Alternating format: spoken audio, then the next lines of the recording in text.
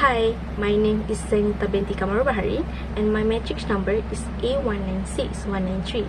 Name of the theory of fiscal policy topics is Keynesian economics of government spending. This theory created in the 1930s by economist John Maynard Keynes. The theory behind this is that by getting the government involved in the economy, specifically on government spending, economic growth can be encouraged and the business cycles can be stabilized. The government spending may either increase or decrease depending on the current situation that I will be present after this. Next, I will be focused on my second point. I choose this theory because it will influence economic outcomes such as employment, growth, and inflation. For instance, increasing government spending can stimulate the economy and create jobs, while decreasing it could have the opposite effect.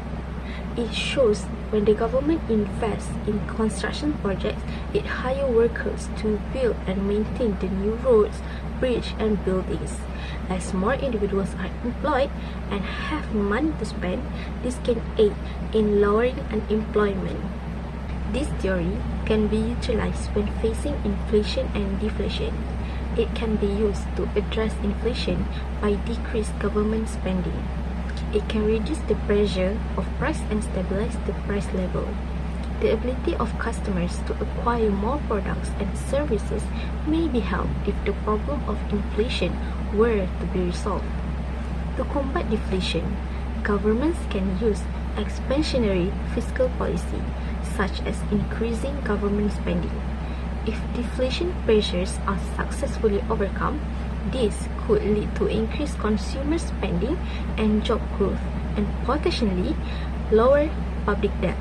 Last but not least, these two situations will be highlighted. First, Malaysia was be able to emerge from the global financial crisis on 2007 and 2009 in a better position. Their fiscal stimulus program of increased infrastructure expenditure and transfer payments helped to boost demand, encourage economic expansions, and provide financial relief to individuals and companies. As a result, Malaysia was able to maintain a strong economy and come out of the crisis with strong economic growth.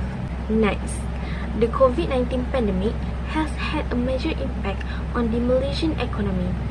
To help mitigate the economic impact of the pandemic, the government has implemented a fiscal stimulus package which includes increased healthcare spending, cash transfers, and tax relief for businesses. These measures are intended to support the recovery of the Malaysian economy and reduce the unemployment rate. That's all from me. Next is political economy theory. Political economy is an early theory of fiscal choice based on political considerations that highlight the manipulation of government expenditures by policymakers trying to get re-elected. This theory explains how the role of voters can affect the government decision that can be derived based on some factors such as high spending government debt, and the greater ability of voters to ensure economic stability. This theory has been chosen because it is related to the fiscal policy in which government decision about taxation and spending. Fiscal policy is the use of government spending and taxation to influence the economy. Governments typically use fiscal policy to promote strong and sustainable growth and reduce poverty. When the government decreases taxes, disposable income increase. That translates to higher demand and increased production. So the fiscal policy prescription for a sluggish economy and high unemployment is lower taxes. Based on political economy theory, less fragmented governments and a greater ability of voters to monitor fiscal policy are related to lower deficits. The most traditional view of the political effect of fiscal decision has been that voters penalize fiscal adjustment either because they are contractionary or because voters derive utility from high expected levels of government spending. This theory can be utilized when there is an economic recession. During a recession, there is a decrease in the demand for goods in spite of the fall in price and lower demand for loanable funds irrespective of the lower interest rate. And also during a recession, the government may lower tax rates or increase spending to encourage demand and spur economic activity. That's why less fragmented governments can be one of the factors in this theory as a reason to gain the trust from the citizens and also other countries. Deficits happen when there is less income than spending. A budget deficit can lead to higher levels of borrowing, higher interest payment, and low reinvestment, which will result in lower revenue.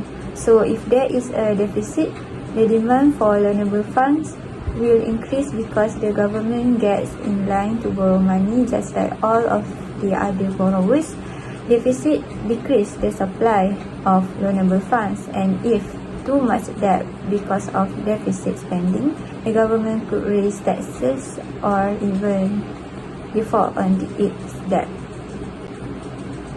When it comes to general election, the government will make a high spending as a preparation for election day. It might lead to inflation.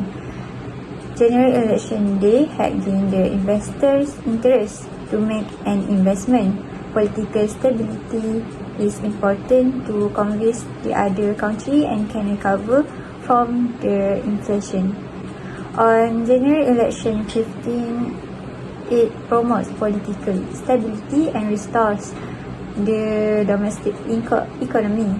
This will improve investors' sentiment and may increase the ringgit as exchange value against the depreciating US dollar.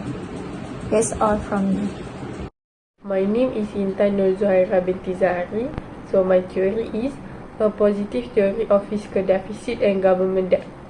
This model findings show that the equilibrium amount of public debt is higher. The more polarized the rotating government, the less likely it is that they will be re-elected. This study demonstrates that when a charitable social planner feels confident in her future appointment, the equilibrium stock of debt tends to be higher. The model finding shows that the equilibrium level of public debt tends to be higher.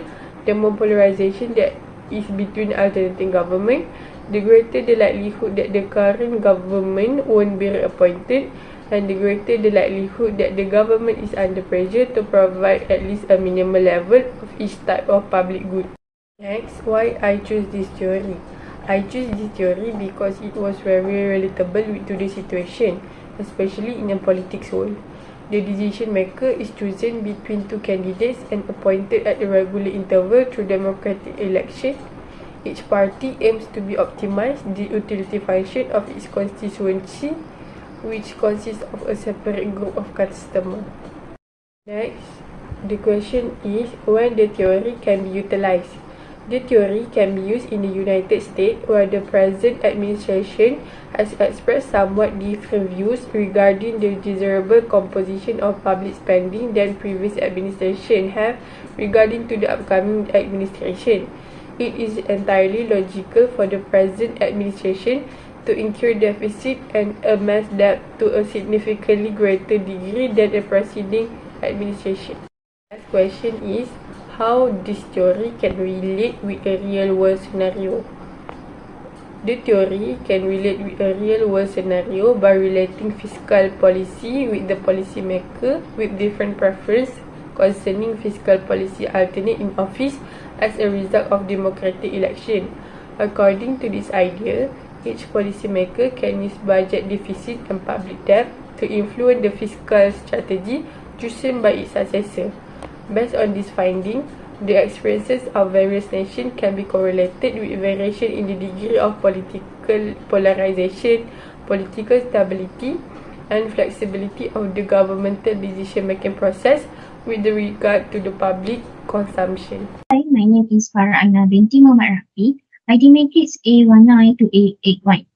Today, I would like to share about the fiscal theory of the price level or called as a FTPL. FTPL monetary policy only plays a minimal and indirect effect in determining the price level, which is solely governed by government, debt and fiscal policy. FTPL and pricing its origins begin with two straightforward relationships. First is the velocity equations, and the second is the contrast on government spending. The price level is defined as the inverse of the value of money. How much cash is required to purchase a particular basket of product. The price level under the fiscal theory, in contrast, estimates the inverse of the value of government debt. In Cochrane, this is described quite clearly. On 2005, there is no need in general for the value of debt and the value of money to match as Reuters in 2022 makes out. Second, why we choose this theory.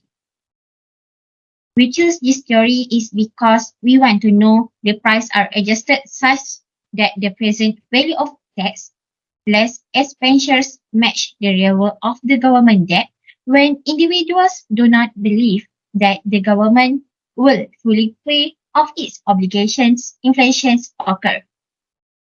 Second, this theory are inflation because financial innovation reduce demand for money.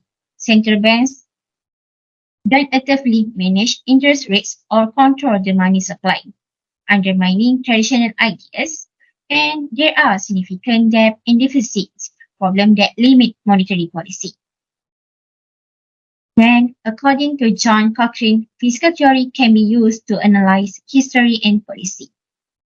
Even though there are deficits, inflation falls in recession as a result of falling discount rates, which is increase the value of debt by stating that the government has promised to pay back some of its debt. However, the theory can be applied at any time, not just when inflation is high. Next is when this theory can be utilized. This theory can be utilized when there is movement in price that is used as a reference for inflation and deflation, or the rise and fall of the price in the economy. If a product or service price increases too rapidly, a central bank can intervene, tighten monetary policy, and high interest rates when an economy faces inflation. As a result, there will be less money in circulation, which will reduce overall demand. The central bank may take the opposite action if prices fall too swiftly, losing its monetary policy, boosting aggregate demand and the money supply in the economy. Last but not least is real-world scenario. On this theory, I would like to share about a COVID-19 case. This scenario serves to underscore both our shared susceptibility and advantage of increasing global pandemic preparedness. Eliminating the virus and restoring the global economy are in everyone's best interest. Last is new international initiative to address the difficulty low income and poor capacity nations have in taxing cross-border activity and offshore assets may help these nations. Assalamualaikum and good evening. My name is Nurul Najah binti Ismail and my metric number is A195423. Today, I want to present my theory, which is named Theory of Keynesian Fiscal Policy and the Multipliers.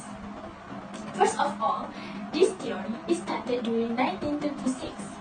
The multiplier process is an economic concept developed by the John Maynard Keynes, and he also involved his student named Sir Richard Hunt. According to the Keynes theory, an injection of government spending ultimately added business activity and even more spending. This theory suggests that spending boosts aggregate output and generate more incomes. If workers are willing to spend their extra money, the resulting growth in gross domestic product, which is GDP, could be even greater than the original stimulus amount. So, the main idea here is about how consumers respond to change in their income. So, when money spent multiples as it filters through the economy, then the economy call it as the multiplier effect. An initial change in spending cause a ripple effect to the entire economy and leads to more total spending. The size of the ripple effect depends on how much people spend or save when they get new income. The magnitude of the Keynesian multipliers is directly related to the marginal propensity to consume, which is we call it MPC. Keynes and his followers believe that individuals should save less and spend more, raising the marginal propensity to consume to effect full employment and economic growth. Why I choose this theory? My first point here, I love the flow from one person to another person spending their money. Why I'm saying like this? It is because if one person get their income, they will decide how much to save and how much to spend. So basically here we can know that this will show a change relation between saving and spending. My second point here, I can know and I can learn that the effect of an increase in spending or a cut in taxes will be multiplied by stimulating additional demand for consumption goods by household. Third point here, when we know that a tax cut is a negative change in taxes, so we can conclude that tax cut multiplier equal minus the spending multiplier plus 1, or 1/1 minus MPC minus 1. And the last one, why I choose this theory is this theory is not using in most of the country because it has more in disadvantage than advantages. So this theory is not about true or false, it's about the research in economy. So we go to the next question, which is when can we utilize? Argue that ripple effect from government spending will enhance the impact of the original outlay on the economy. Small increases in spending from customer, investment, or even government lead to larger increases in economic output. When the government wants to build a huge rise in the city, they will recruit some workers. Then, they will give the money as a wages to them.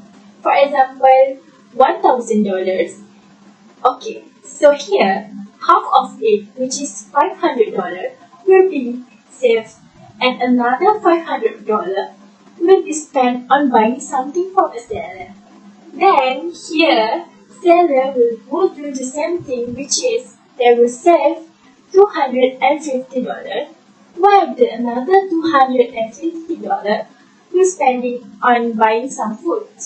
By doing this, the process will be repeated and it was called multiplier effect. The last question is about real world scenario. If one person get income 1,000, she will decide to save $200 and spend another $800 to buy a ticket. So the seller will get the money. The seller also have the needs and also have the want. So he will save $400 while another $400 will spend on buying grocery from the market. So the owner of the market will do the same thing. That's what keeps happening over and over again. In this case, $1,000 of spending from the first person lead to an increase in economic output of $1,000 plus with $800 plus with $400 equal to $2,200. I put another example here. If the government increases spending by $2 billion and individual MPC is 0.8, we can calculate the multiplier and its effect on the economy. So, the formula here is K equal to 1 over 1 minus MPC or 1 over MPS. K is the multiplier. So, we just need to include the answer, which is 1 over 1 minus 0.8 equal to 5. Once you get the answer, so we can multiply initial injection into the economy by the multiplier, which is $2 billion, times with 5, we get the answer, which is $10 billion. Okay, how about the tax multiplier? Tax multiplier is always one less than the spending multiplier. So, 5 is the multiplier effect. So, we get the tax multiplier, which is 4. How big the multiplier effect is depends on the marginal propensity to consume of individuals. Here, I can conclude that different policies has different multiplier.